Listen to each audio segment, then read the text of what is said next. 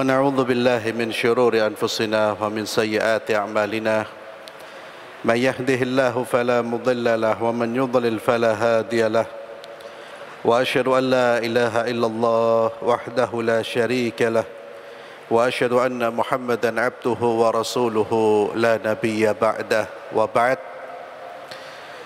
Ikhwani fillah a'azzallahu wa iyyakum. Kita akan melanjutkan pembahasan terkait dengan asbab ziyadatil iman, sebab-sebab bertambahnya iman. Seperti yang kita fahami dan kita yakini bahwasanya iman bertambah dan berkurang.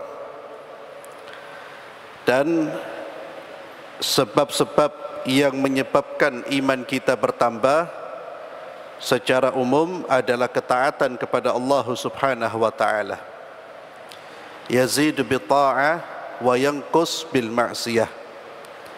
Dengan ketaatan iman kita bertambah dan dengan kemaksiatan iman kita berkurang. Itu secara umum seperti itu, kaedahnya seperti itu. Namun ada hal-hal yang lebih khusus yang bisa menyebabkan iman kita bertambah. Ini yang dijelaskan oleh para ulama.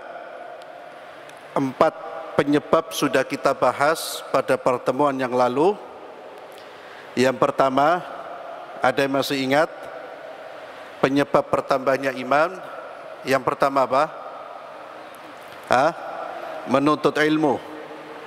Talabul ilmin nafi', ya, menuntut ilmu syar'i, ilmu yang bermanfaat, yang bersumber dari Al-Quran dan Sunnah. Siapa yang ingin terjaga imannya dan bertambah imannya, maka carilah ilmu, pelajarilah ilmu syar'i.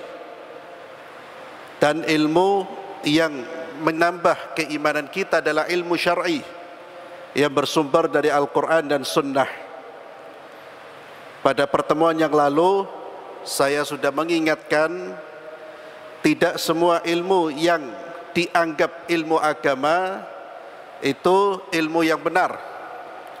Contohnya ilmu kalam, ilmu filsafat, sekalipun diajarkan di fakultas agama Islam, tapi ilmu tersebut tidak akan menambah iman Anda, justru akan menggoncang, ya, kecuali bagi orang yang sudah punya ilmu syar'i yang kokoh dan kuat, maka filsafat dan ilmu kalam itu hanya sebagai pengetahuan yang di situ dia bisa melihat kesalahan-kesalahannya.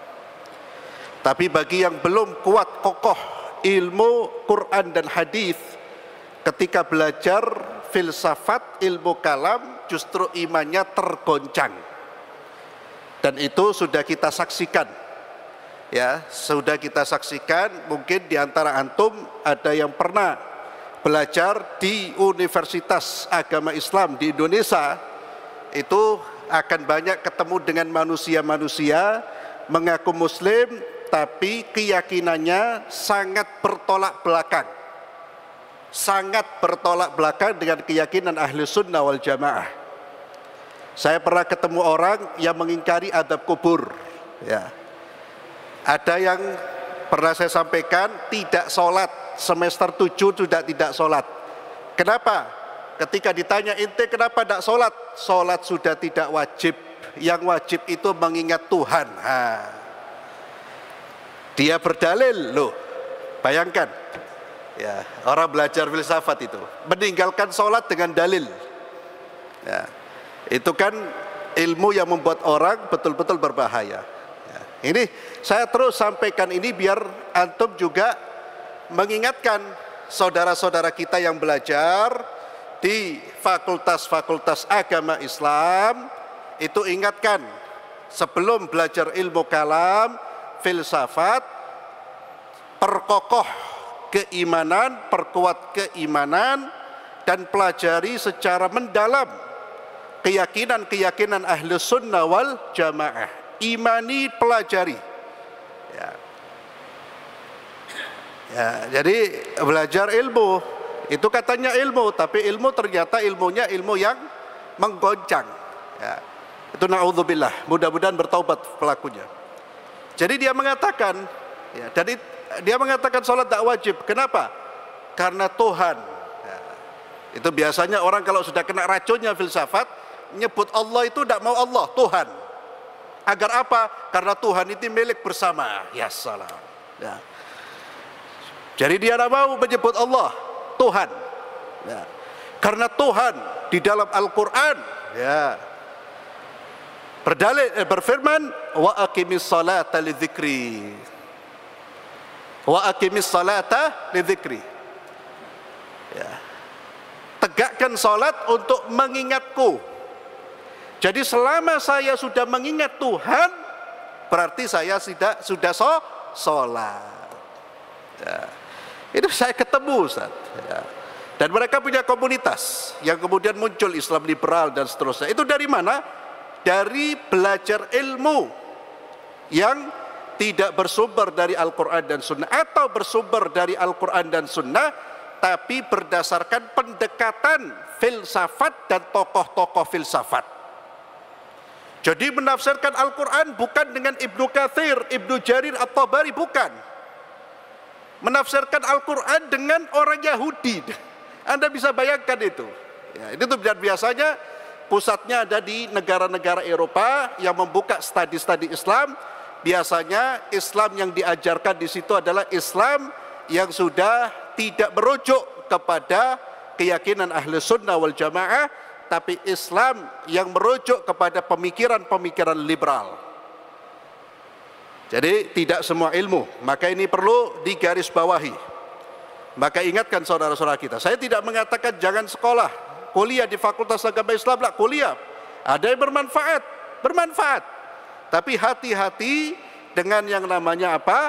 Ilmu kalam, ilmu filsafat. Ya.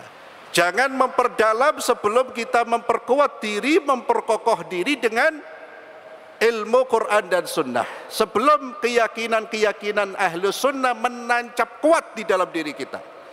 Itu pun ada yang sudah kuat tergoyangkan. Ya, tergoyangkan. Apalagi biasanya orang-orang filsafat itu pandai berbicara, Pak. Dan biasanya mereka sangat ahli dalam menyampaikan pandangan-pandangan falsafinya.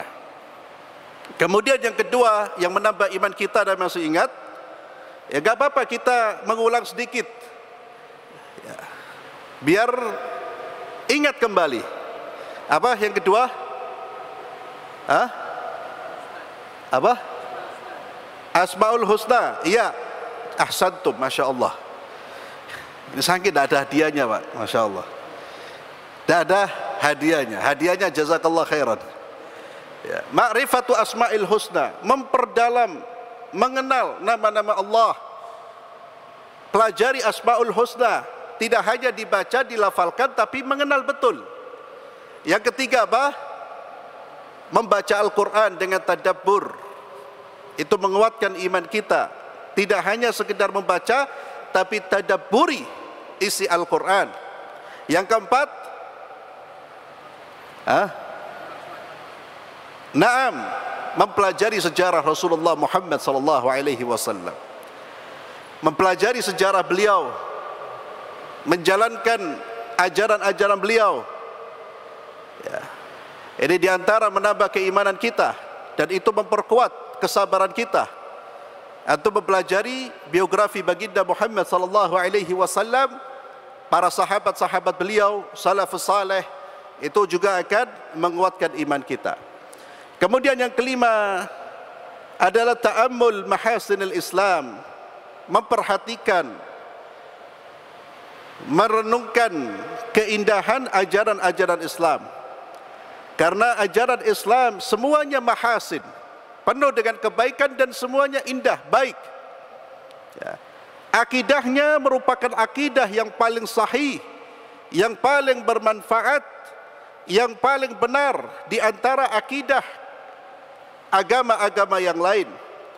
Hukumnya yang paling baik, yang paling adil bagi hamba-hamba Allah. Orang kalau memperhatikan ajaran Islam, keyakinannya, hukum-hukumnya, dia akan semakin kokoh keyakinannya terhadap Islam. Karena jika dibandingkan dengan keyakinan-keyakinan yang lain, dia akan menemukan keyakinan Islam yang paling benar, yang paling mudah difahami, yang paling mudah untuk dibenarkan. Demikian pula hukum-hukumnya. Wa akhlaquhu ajmalul akhlaq wa akmaluha itlaqan. Demikian pula dari aspek akhlak. Akhlak yang diajarkan di dalam Islam adalah akhlak yang paling mulia, yang paling indah, dan yang paling sempurna. فالمتأمل في هذه كلها يزين الله الإيمان في قلبه ويحببه إليه فيجد حلاوته فيزداد إيمانا. Orang yang memperhatikan ajaran-ajaran Islam, baik dari aspek akidahnya, ibadahnya, akhlaknya, dia memperhatikan hikmah-hikmahnya, itu akan menjadikan dia semakin cinta kepada ajaran ini, agama ini, dan Allah akan menghiasi hatinya dengan keimanan, sehingga bertambah imannya kepada Allah dan bertambah imannya kepada apa yang diturunkan oleh Allah Subhanahu wa taala. Kemudian yang keenam adalah memperhatikan ayat-ayat Allah, ciptaan-ciptaan Allah, makhluk-makhluk ciptaan Allah. Perhatikan ciptaan Allah dan kita akan sampai pada keagungan dan kebesaran Allah Subhanahu wa taala. Perhatikan ciptaan Allah di langit dan di bumi. Bagaimana keindahan, kekuatan, kedahsyatan, kehebatan ciptaan-ciptaan Allah.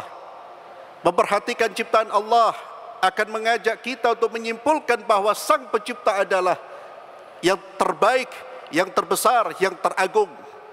Kalau ciptaannya begitu indah, bagaimana dengan Sang Pencipta? Kalau penciptaannya begitu agung, bagaimana dengan Sang Pencipta?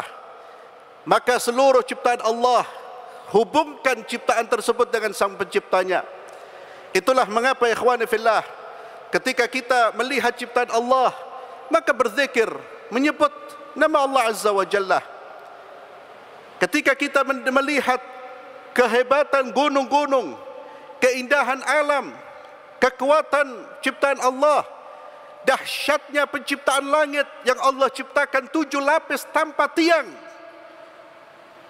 dahsyatnya ciptaan tersebut, bagaimana dengan Sang Pencipta?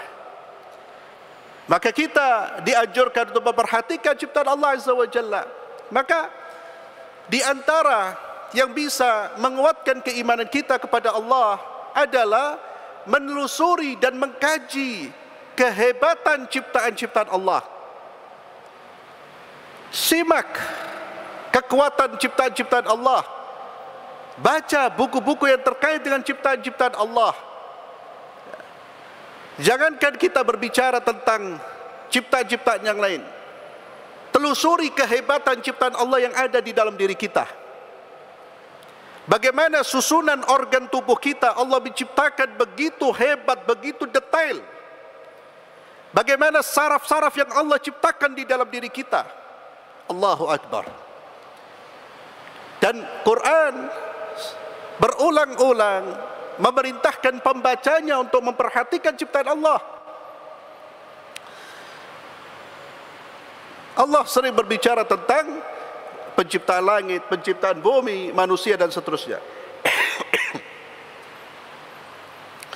Wa fi nafsil insan wa ma huwa alaihi minas sifat. Ya. Perhatikan tentang manusia, sifat-sifat yang ada di dalam diri manusia dan seterusnya. Ya. Allahu Akbar, itu betul-betul akan meningkatkan iman dan ketakwaan kita kepada Allah, meningkatkan ta'zim, pengagungan kita kepada Allah Subhanahu wa taala. Oleh karena itu ikhwan fillah, ketika kita mulai bangun tidur saja, kita sudah diingatkan tentang kebesaran Allah. Ketika kita bangun, kita membaca doa apa? Alhamdulillahilladzi ahyana ba'da ma amatana. Segala puji bagi Allah yang menghidupkan kami setelah kami diwafatkan. Artinya kita tidur, Allah mewafatkan kita. Berapa jumlah makhluk? Dan Allah Azza wa Jalla yang mengatur mereka hidup, mengatur mereka mati. Dahsyatnya keagungan Allah. Ya. Alhamdulillahilladzi ahyana ba'da ma amatana wa ilaihin nusyur. Kemudian kita dianjurkan ketika bangun dari tidur kita di malam hari, disunnahkan apa di antaranya membaca 10 ayat terakhir dari surat Al-Imran. Hadza sunnah. Kalau antum bangun di malam hari, ingin salat di malam hari, atau bangun menjelang subuh, keluar melihat ke langit sambil membaca 10 ayat terakhir dari surat Al-Imran, sunnah. Inna fi khalqis samawati wal ard wa ikhtilafil laili wan nahar la ayatin li ulil albab. Ya. Penciptaan langit dan bumi lah ayat. Di situ ada tanda-tanda kebesaran Allah, tentu bagi orang-orang yang berakal. Maka hendaknya kita gunakan akal kita, hati kita untuk melihat, memperhatikan ciptaan Allah. Dan selalu kaitkan dengan Sang Pencipta. Ketika kita melihat keindahan, ingat Sang Pencipta. Maka ucapkan kalimat-kalimat yang mengingatkan kita kepada Allah Azza wa Jalla. Ya, subhanallah, alhamdulillah, Allahu Akbar. Ya. Jangan hanya mengucapkan kata-kata yang tidak ada zikrullah. Tidak ada di situ kita mengingat Allah Subhanahu wa taala. Kemudian yang ketujuh adalah al-ikthar min zikrillah wa du'a. Kita ingin iman kita bertambah, terjaga, perbanyak mengingat Allah. Perbanyak mengingat Allah Azza wa Jalla. Dengan mengingat Allah, kita akan dijaga iman kita oleh Allah. Ya, fadhkuruni adzkurkum. Ingatlah aku, kata Allah Azza wa Jalla, niscaya aku akan mengingat kalian. Allah akan menjaga iman kita. Maka Allah ketika mengingat kita, Allah akan menjaga diri kita, Allah akan menjaga kehidupan kita. Dan zikrullah, ikhwani fillah, zikir ini ibadah yang paling ringan tapi paling dahsyat fadilahnya. Paling dahsyat. Ada puluhan fadilah, bahkan ratusan fadilah dari zikrullah. Dan ibadah ini paling ringan.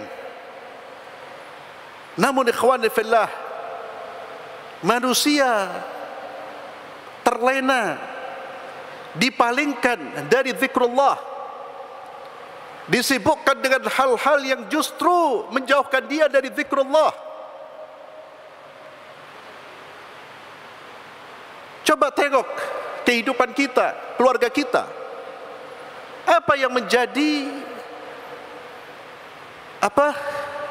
ucapan yang diucapkan, atau apa yang keluar dari lisan anak-anak kita, istri-istri kita?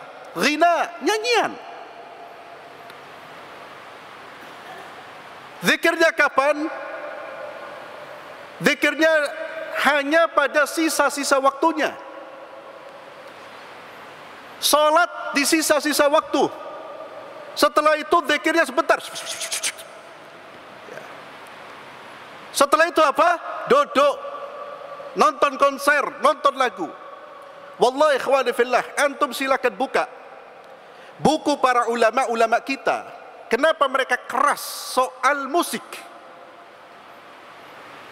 Kenapa? Karena musik, orang kalau sudah kena musik, Pak, dia akan lalai dari zikrullah. Musik itu candu.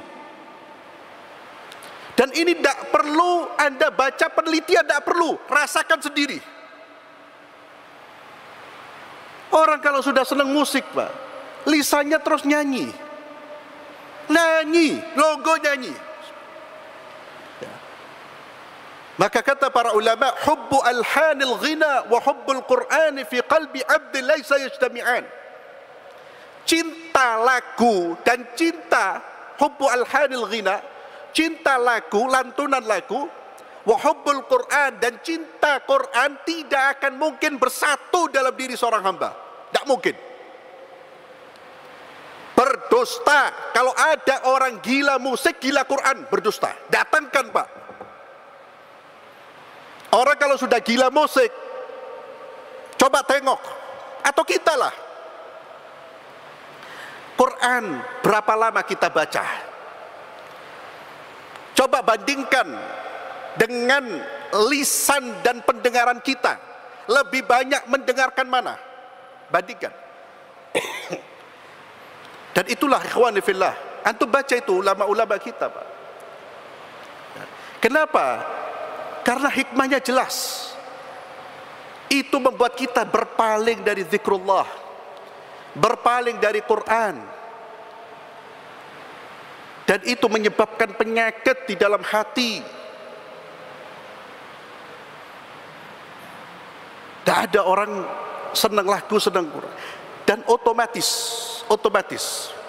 kalau orang sudah cinta Quran Pak, otomatis musiknya mulai berkurang. Itu saling menggeser. Anda lihat, itu otomatis itu. Kalau orang cinta musik, Qurannya bergeser, tidak ketemu itu. Maka ikhwani fillah, rubah gaya hidup kita Pak. Yang biasa akrab dengan musik dirubah, akrab dengan Quran, akrab dengan zikrullah. Kalau kita ingin iman kita bertambah, kita ingin hati kita bersih, kita ingin ketika meninggal mudah mengucapkan kalimat la ilaha illallah. Namun kalau kita ingin hati kita keras, kaku, sehingga salat tak bisa khusyuk, ya perbanyak nyanyi. Qurannya nanti aja Pak. Kalau sudah mati dibocoi Quran kadang-kadang. La haula wala quwata illa billah. Quran itu untuk orang yang masih hidup, dibaca ketika ente hidup. Baca Quran, perbanyak membaca Al-Quran. Maka zikrullah ikhwani fillah, dan ini ibadah yang membuat orang nanti akan menyesal Pak. Banyak orang menyesal, ya Allah kenapa saya di dunia sedikit berzikir, kenapa saya di dunia sedikit mengingat Allah. Kenapa? Karena mereka melihat begitu besar fadilah orang-orang yang berzikir, begitu besar fadilah dari zikrullah. Maka sekarang kita rubah, perbanyak zikrullah. Dimulai dari apa? Biasakan kita membaca zikir-zikir yang terkait dengan aktivitas kita. Nabi kita Muhammad SAW mengajarkan kepada kita semua aktivitas itu ada zikir dan doanya. Kita mulai dari situ, biasakan. Kemudian setelah itu wajibkan diri kita untuk punya wirid harian membaca Al-Quran. Wajibkan minimal setengah juz. Setengah juz berapa halaman? 5 halaman. Iya, minimal wajibkan. Untuk apa? Agar kita itu terbiasa berzikir. Karena salah satu zikir kita adalah Al-Quran. Wajibkan. Kalau kita secara kalau kita menyibukkan diri dengan zikir, otomatis kita akan meninggalkan hal-hal yang tidak ada kaitannya dengan zikir. Jadi dirubah ya. Jangan zikirnya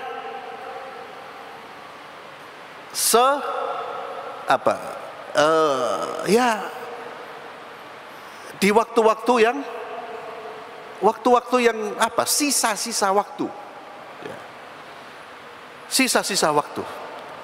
Terkadang orang baca Al-Quran ba'dal maghrib hadza jayyid, mumtaz.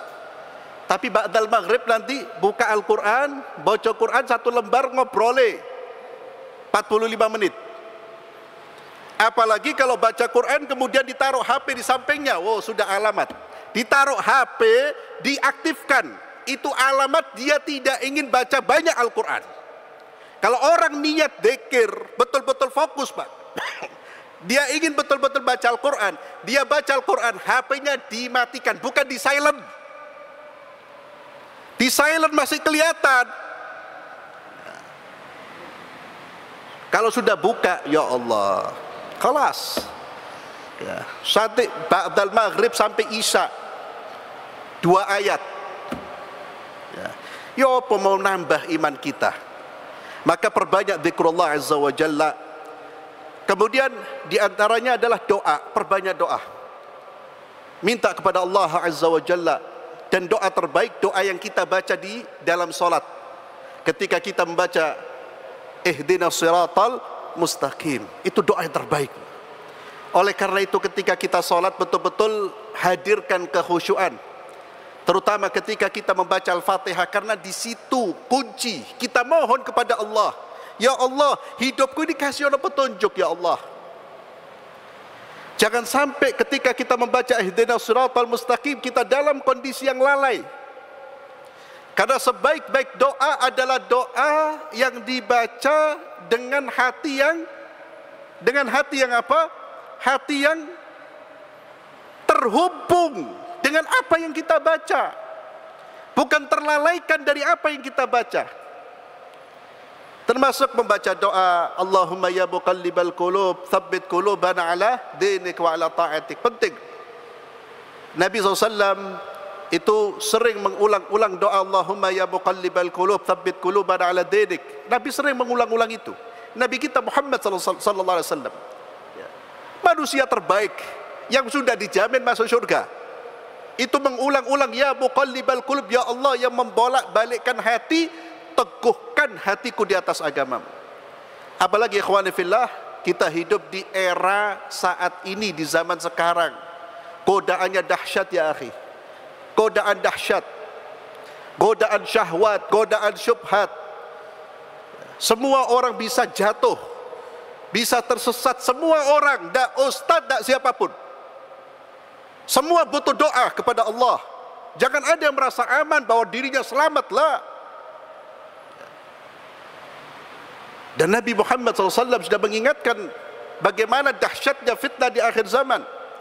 Beliau sallallahu alaihi wasallam bersabda, ya, bashiru bil a'mal, badiru bil a'mal, fitanan ka qita'il lail mudlim, yusbihu ar-rajulu mu'mina wa yumsi kafira, wa yumsi mu'mina wa yusbih kafira, yabi'u dinahu bi'arad minad dunya. Badiru bil a'mal, kata Nabi, bersegeralah kalian beramal, jangan tunda-tunda amal saleh. Fitanan, sebelum datang fitnah, ujian, ka qita'il lailil mudlim, seperti potongan-potongan malam gelap. Dahsyatnya ujian itu sehingga orang gak bisa lagi bedakan mana yang benar mana yang salah. Dampaknya apa? Yusbihur rajulu mu'mina wa yumsi kafirah. Ada orang yang pagi hari beriman, sorenya sudah kafir. Ya Allah, la haula wa la quwwata illa billah, dan tidak ada daya dan kekuatan kecuali dengan kekuatan Allah. Maka ikhwani fillah, di antaranya cara kita mendidik anak-anak kita, perkuat doa, tanamkan kepada mereka untuk senantiasa berdoa kepada Allah. Berdoa kepada Allah. Itulah tali yang kuat. Terus minta kepada Allah Azza wa Jalla. Kemudian, maka doa ini ikhwani fillah, jangan hanya kita panjatkan ketika dalam kesusahan. Perbanyak doa, bahkan doa yang terbaik, doa ketika kita dalam kesenangan. Karena sebagian orang berdoa, perbanyak doa kalau dalam kondisi kepepet, banyak masalah, pikiran bek baru, Allahumma sambil yapki, sambil nangis-nangis. Ketika kondisi aman, fulus lancar, khalas, ya, kembali, ya, goyang kepala terus dia dengan musiknya. Ketika ada masalah baru ya Allah, ya Allah, ya. La ya akhi. Maka Nabi SAW mengingatkan masalah ini, ta'arraf ilallahi fir rakha ya'rifka fi syiddah. Kenalilah Allah di saat kamu senang, niscaya Allah akan mengenalimu di saat kamu susah. Jangan seperti orang-orang musyrik. Fa idza raqibu fil fulki da'u Allah mukhlishina lahu ad-din falamma najjahum ila al-barri idza hum yusyrikun. Allah Azza wa Jalla mencela mereka, dan jika mereka fa idza raqibu fil fulki, naik di atas kendaraan di kapal, dan mereka terombang-ambing oleh lautan. Da'awallaha mukhlishina lahuddin. Mereka murni berdoa kepada Allah. Mereka tulus berdoa kepada Allah. Falamma najjahum, tatkala Allah selamatkan mereka, mereka kembali menyekutukan Allah. Mungkin kita tidak menyekutukan Allah dengan menyembah selain Allah, la. Tapi kita mendoakan Allah dengan lebih mencintai hal-hal yang tidak ada kaitannya dengan Allah. Jangan seperti itu. Maka perbanyak doa ketika kita dalam kondisi senang, sehat, fulus, lancar, fikiran masih lapang. Perbanyak doa, minta al-afiyah, keselamatan, minta dijaga iman kita, minta rezeki kita diberi keberkahan, minta ditutup usia kita dengan husnul khatimah, minta diberi ilmu yang bermanfaat, minta diampuni dosa-dosa kita, minta agar keluarga kita diselamatkan. Perbanyak doa ya ikhwani fillah. Kemudian al-ikthar minan nawafil ba'da al-fara'id. Perbanyak ibadah sunnah. Ini juga menguatkan iman kita. Maka setelah kita menyelesaikan kewajiban, tambahkan salat, tambahkan salat sunnah. Ketika puasa, tambahkan puasa sunnah. Sedikit tapi continue lebih baik daripada tidak sama sekali. Sedikit tapi continue lebih baik dan lebih dicintai oleh Allah daripada banyak tapi cuma sekali. 2 rakaat di malam hari ditutup dengan salat witir, itu lebih baik tapi continue daripada semalam langsung salat 23 rakaat kemudian besok libur selama-lamanya. Pray. Ya. Maka continue ikhwani fillah, tambahkan ibadah-ibadah sunnah. Sunnah baik dalam salat kita, puasa dan seterusnya. Kemudian al-ittisaf fi sifatil mu'minina sadiqin. Usahakan diri kita untuk memiliki sifat seperti sifatnya orang-orang beriman yang jujur, yang Allah sebutkan sifat-sifat mereka dalam Al-Quran dan juga disebutkan di dalam hadis-hadis Nabi kita Muhammad sallallahu alaihi wasallam. Usahakan setiap kali kita membaca sifat yang Allah sebutkan, sifat tersebut sebagai sifatnya orang beriman, sifatnya orang bertakwa, maka usahakan kita untuk menjadikan sifat itu sebagai sifat kita. Ketika kita membaca firman Allah Azza wa Jalla dalam surah Al-Baqarah terkait dengan orang-orang bertakwa, alladzina yu'minuna bil ghaibi wa yuqimuna as-salata wa mimma razaqnahum yunfiqun. Maka betul-betul kita ambil, teladani dan jadikan apa yang Allah jabarkan, jelaskan sebagai sifat orang yang bertakwa, jadikan sifat ini sifat kita. Maka tegakkan salat dengan baik, infakkan harta kita di jalan Allah, dan seterusnya. Wa awliya Allahil as-salihin, dan usahakan kita mensifati diri kita dengan sifat-sifat wali-wali Allah. Siapa wali-wali Allah? Allah Azza wa Jalla menyebutkan alladzina amanu wa kanu yattaqun. Orang-orang beriman dan bertakwa kepada Allah Subhanahu wa taala. Wa ittiba'u atharihim, mengikuti jejak mereka, orang-orang saleh, orang-orang beriman. Wal akhdhu bihadihim, mengambil petunjuk mereka. Wa mujalasatuhum, dan ingin bertambah iman kita, duduklah dengan orang-orang saleh. Duduklah di majlisnya orang-orang saleh. Lianna dzalik yudzakkiru al-'abdu bi rabbih yudzakkiru al-'abda bi rabbih tabaraka wa ta'ala.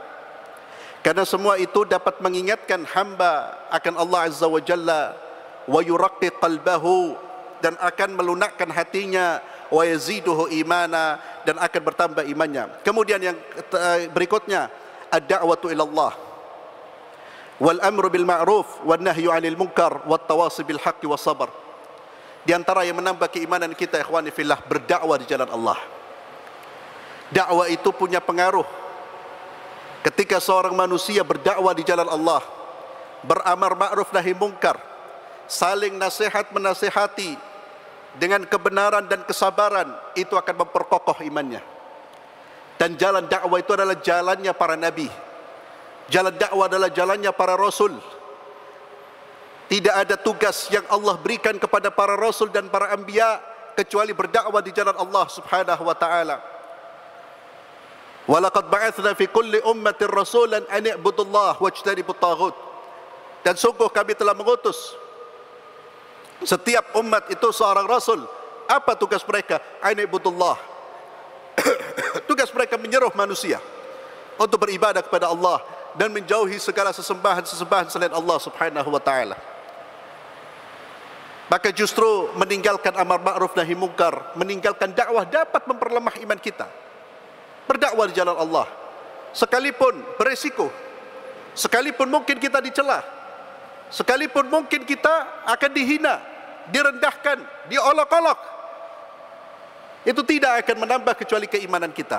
Selama dakwah kita dakwah dengan niat karena Allah dan dakwah dengan cara-cara yang benar.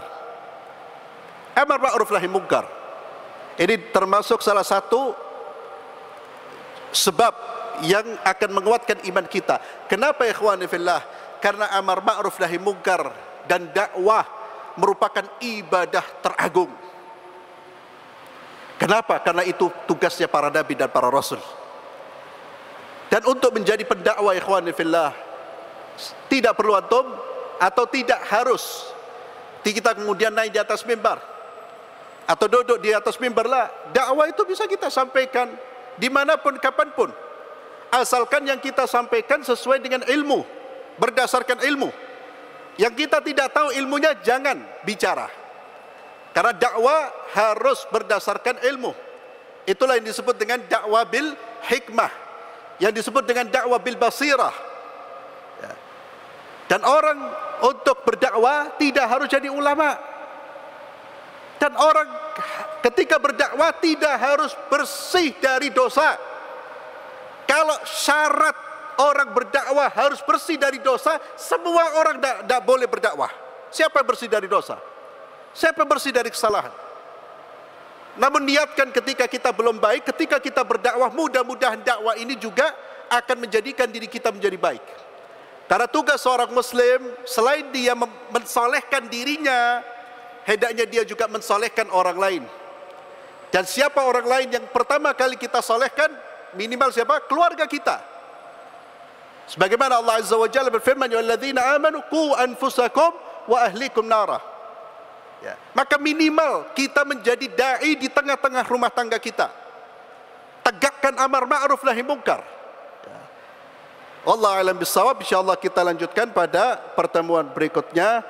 Kita tutup majlis kita malam hari dengan doa kafaratul majlis. Subhanakallahumma bihamdik asyhadu an la ilaha illa anta astaghfiruka wa atubu ilaik. Assalamualaikum warahmatullahi wabarakatuh.